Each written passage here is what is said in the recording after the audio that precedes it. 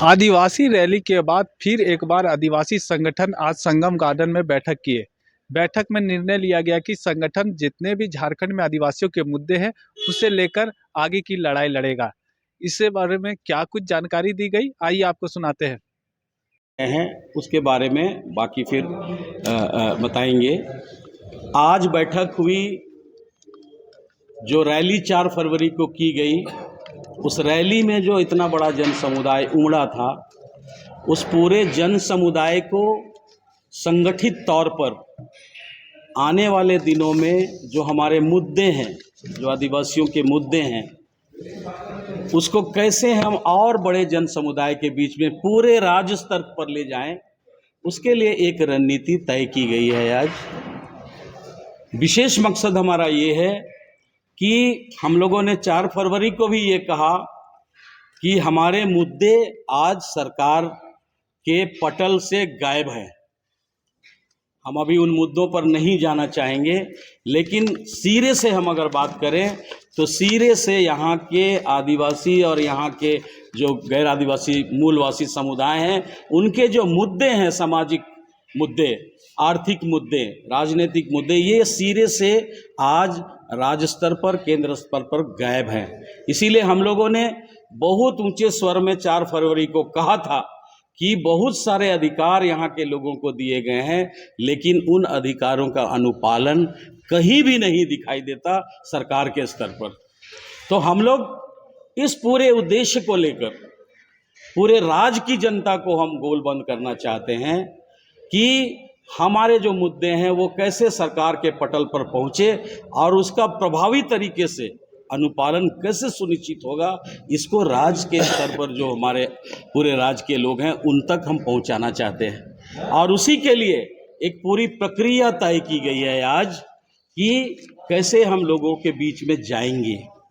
तो आज का यही विषय था कि हम अपने उद्देश्यों को लेकर, अपने मुद्दों को लेकर, अपने मामलों को लेकर पूरे राज्य की जनता के बीच में जाना चाहते हैं, उनको इस पूरे अभियान से जोड़ना चाहते हैं जो हम लोगों ने शुरू किया है, ताकि ये हमारा जो अभियान है लंबे समय तक चले और हम अपने अधिकारों को सुनिश्चित कर पाएंगे। तो ये सबसे प्रमुख उद्देश्य आज का हमारा था, जिसको लेकर कई निर्णय लिए गए हैं। आज उस निर्णय के बारे में लक्ष्मी जी प्रवक्ता हैं कि आज झारखंड का 24 साल हो गया अलग हुए, बिहार से अलग हुए, और इस 24 सालों में सबसे ज़्यादा बीजेपी की सरकार रही है झारखंड में। और अभी हाल में ही गठबंधन की सरकार बनी थी, तो उसका इन केन प्रकरण से देखोगे आपके प्रेस के माध्यम से और ऐसे भी धरातल पर भी कि ईडी के माध्यम से परेशान किया गया है माननीय मुख्यमंत्री हेमंत सोरेन को। चलिए, ये सब चीज़ तो राजनीतिक स्तर से होता ही रहता है कि पक्ष विपक्ष होता ही रहता है, लेकिन एक बात बताना चाहता हूँ, आज इस मंच के माध्यम से जितने भी छोटे छोटे संगठन थे सबको जोड़ करके पूरे झारखंड स्तर से एक बड़ा समन्वय समिति बनाया गया।